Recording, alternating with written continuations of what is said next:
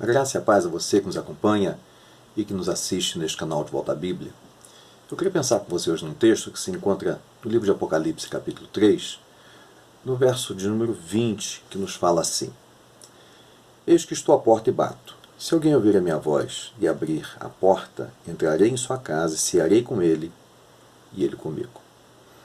Esse texto geralmente é muito utilizado, pelo menos alguns pregadores utilizam esse texto, para dizer que Jesus está à porta do coração da pessoa que não tem como Senhor de suas vidas e que ele quer entrar neste coração para gerar salvação ou trazer salvação para essa pessoa. No entanto, o texto aqui não está nos falando a respeito disto. O texto aqui nos fala que Jesus está à porta da igreja, e em especial da igreja de Laodiceia. Igreja esta que fazia parte daquelas 7 igrejas da qual o Senhor Jesus mandou que João, o apóstolo que estava preso na ilha de Patmos, quando estava recebendo a revelação do Apocalipse, escrevesse para as 7 igrejas. E esta é a última igreja que é citada nessa lista das 7 igrejas. E a igreja de Laodiceia, é interessante que ela era uma igreja que ela tinha algumas características. Ela era uma igreja, segundo o próprio olhar dela, em particular, primeiramente, no verso 17 nos fala que ela se via rica, abastada, e de que ela dizia que ela não precisava de coisa alguma. No entanto, no mesmo verso, o Senhor faz uma nova análise desta igreja, ou a verdadeira análise do que esta igreja realmente representava. O Senhor diz que esta igreja, infelizmente, ela é uma igreja infeliz, uma igreja miserável, pobre, cega e nua. No entanto, essa igreja, ela se via autossuficiente. E observe que no verso 20 diz: Eis que estou à porta e bato. Ou seja, aquela igreja deixou Jesus do lado de fora. Aquela igreja estava tendo culto, estava tendo adoração, estava tendo pregação, havia todo um ritual, das igrejas, só que essa igreja esqueceu do principal, de quem que deveria adorar, do adorador ou do adorado. Jesus estava do lado de fora da igreja, batendo na porta, dizendo: olha, vocês estão cultuando, vocês estão adorando, vocês estão fazendo tudo isso, só que eu estou do lado de fora da igreja. E não é o diferente das igrejas atuais. As igrejas atuais há uma semelhança muito, muito grande com a igreja de Laodiceia. Primeiro que a gente observa que a igreja de Laodiceia, o Senhor diz que era uma igreja morna. Ela não era quente como as águas de Herápolis e também não era fria e limpa como as águas de Colossos. Essas duas águas se uniam e desciam por dutos e chegavam até a cidade de Laodiceia. E quando essa água chegava ali, chegava morna, chegava uma água suja, tóxica, inclusive não era boa para consumo. Então assim era o quadro dessa igreja. Era uma igreja morna, tóxica, que o que gerava, o que produzia também não abençoava vidas. Essa é a visão que o Senhor tem desta igreja. Embora essa igreja fosse autossuficiente no sentido financeiro, espiritualmente ela estava completamente falida. Que, mais uma vez eu falo, não é diferente das igrejas atuais, pelo menos o que nós temos acompanhado por aí.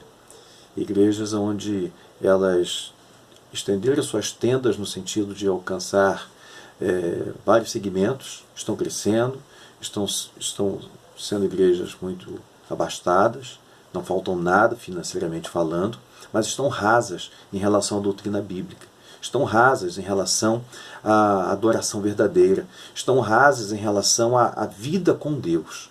Hoje o pecado entrou na igreja, faz parte da igreja, está sentado muitas vezes nos bancos e nos púlpitos e ninguém fala nada, ninguém questiona, ninguém contradiz aquilo de errado que está ocorrendo dentro das nossas igrejas, ou dentro de muitas igrejas. Vamos corrigir. Porque a gente tem que tomar muito cuidado, porque para se tornar uma igreja morna é muito fácil. Para se tornar uma igreja morna, basta deixar Jesus do lado de fora e começar a tomar atitudes segundo o nosso bel prazer. como eu falei, as pessoas hoje não estão se aprofundando na teologia, mas estão trazendo uma nova teologia para dentro do círculo evangélico. Dentro do nosso arraial, nós temos visto de tudo. Desde a teologia liberal, que voltou com muita força e hoje está tomando os púlpitos, com uma teologia inclusiva, onde não há nenhuma distinção entre os sexos, vamos dizer assim, onde o homossexualismo é aceito, onde o lesbianismo é algo natural, onde o importante é você amar a pessoa como ela é, mas não há nenhuma mudança, nenhuma transformação. Sabe por que não está havendo transformação? Porque Jesus está do lado de fora da igreja. Porque Jesus está batendo na porta querendo entrar, mas as pessoas não querem Jesus. Porque se Jesus entra, há mudança. Vai haver uma confusão, vamos dizer assim, no sentido de transformação. Mas as pessoas, ou pelo menos Satanás, ele tenta fazer de tudo para deixar Jesus do lado de fora e implantar a sua doutrina. Como o apóstolo Paulo falou, que nos últimos dias alguns se apostatarão da fé para darem ouvidos a ensinos de demônios, a doutrinas de demônios. E é o que nós temos visto hoje. Por isso que nós temos que tomar muito cuidado para a gente não se deixar levar por esse tipo de culto, esse tipo de adoração, esse tipo de relacionamento. Deixar Jesus do lado de fora, como disse a W. Tozer, que em muitas igrejas o Espírito Santo já não fazia parte, eles não notaram que o Espírito Santo não estava lá. E isso é muito perigoso, porque nós passamos a fazer um tipo de adoração longe de Deus, onde há festa, onde há alegria, onde há riso, onde há choro, onde há pregação, mas sem Jesus. Se não tem Jesus, então não é culto. É culto no sentido de que estão cultuando alguma coisa, mas não Deus. Não estão cultuando Jesus Cristo. Não estão cultuando de forma verdadeira. Não estão cultuando como Jesus falou, em espírito e em verdade.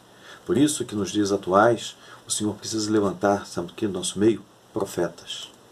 Nós temos visto pessoas querendo ser apóstolos, bispos, pessoas querendo inventar os mais variados cargos ou títulos para estar à frente da igreja. Há pessoas que dizem que você é príncipe e princesa. Mas nós precisamos, com urgência, que o Senhor levante no nosso meio profetas, homens e mulheres que falem em nome de Deus. E sabe por que é a necessidade do profeta? Porque o profeta ele é aquele que fala para a época, aquele que desnuda a situação da igreja atual, como ela se encontra, a situação que ela se encontra. Observe os profetas do Antigo Testamento, o que eles pregavam, o que eles ministravam e de que forma muitas vezes eles eram até mesmo aceitos. Ou seja, eles não eram aceitos. A mensagem deles não era uma mensagem agradável, não fazia bem ao coração daquelas pessoas que queriam viver em pecado. E nós não vemos diferença nos dias atuais. É interessante que o profeta ele indica exatamente o declínio que se encontra, o afastamento que se encontra a igreja no momento que o profeta se levanta. E se hoje o Senhor levantar profetas, certamente ele não vai ser bem aceito, as pessoas não vão querer ouvi-lo, porque ele traz uma palavra que não é boa, não agrada aos corações, porque afinal de contas, boa é aquela mensagem de autoajuda, aquela mensagem que te faz você se sentir super bem, mas na verdade não é a palavra de Deus. Uma outra coisa que o profeta faz e que é extremamente importante para os dias de hoje, o profeta ele faz com que a consciência do povo que está adormecida seja atacada pela palavra, ou seja, despertada pela palavra. Ou seja, a palavra de Deus ela faz mudança no coração dessa pessoa. Só que muitos não querem essa palavra, porque isso confronta, isso traz um mal-estar, isso mexe com a pessoa por dentro, porque a pessoa é confrontada com Deus, assim como Isaías foi confrontado no ano da morte do rei Uzias, quando ele entra no templo para adorar, para orar, e ali o Senhor se revela. E quando ele vê o Senhor assentado no alto e sublime trono, ele diz: ai de mim, que sou um homem de lábios impuros.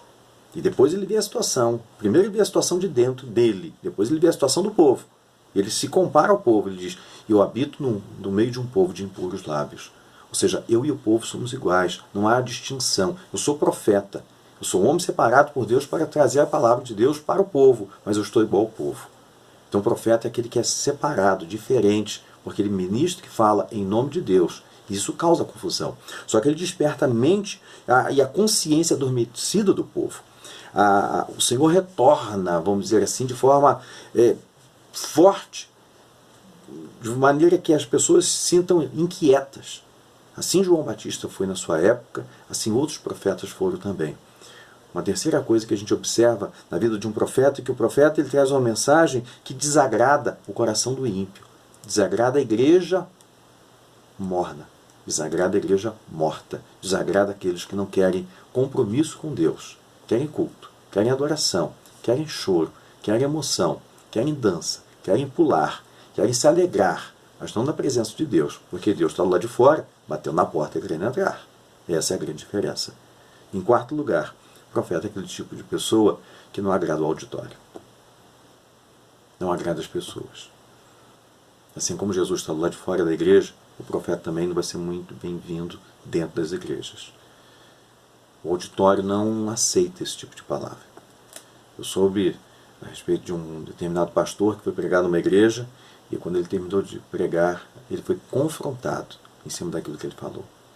As pessoas diziam que não aceitavam a palavra dele, que aquilo que ele falou não procedia e que não era para aquela igreja. Essa que é a grande diferença. As pessoas estão refutando a palavra de Deus. Preferem ouvir palavras que alegram o coração, mas não querem ser confrontados com a palavra para ter mudança de vida. Essa que é a grande crise que nós temos visto hoje em muitos púlpitos, em muitos ministérios. A palavra pecado não faz parte dos lábios das pessoas. Confrontação de pecado causa mal-estar, causa um desinteresse no meio do povo. E as pessoas vão debandar para outros lugares. Mas eu quero dizer que nós, como profetas de Deus, nós temos que falar em nome de Deus. Porque senão nós vamos estar pastoreando uma igreja onde Jesus está como a igreja de Laodiceia. Lá de fora, bateu na porta, querendo entrar. Mas a igreja prefere cultuar um Deus onde ele não está presente. Porque ali eles podem fazer o que querem, como querem, da maneira que eles querem. Essa que é a grande questão e o que a gente tem visto hoje em muitas igrejas atuais. Por isso, tome cuidado, meu irmão. Que tipo de igreja você está? Quem você tem cultuado?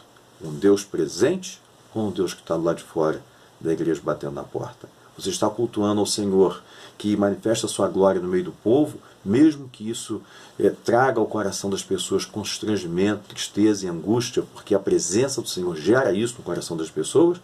Ou você está cultuando a um Deus ausente, onde você possa se alegrar, como estava ali o povo de Israel adorando aquele bezerro de ouro que Arão havia feito? Havia muita festa, mas o bezerro era de ouro e Deus não estava presente naquele lugar. Essa tem sido, pelo menos o retrato que eu tenho observado em muitas das igrejas, em muitos ministérios, assim como a igreja de Laodiceia, Jesus lá de fora, mas a festa lá de dentro. Que Deus tenha misericórdia. Pense nisso e que Deus te abençoe rica e abundantemente. Amém.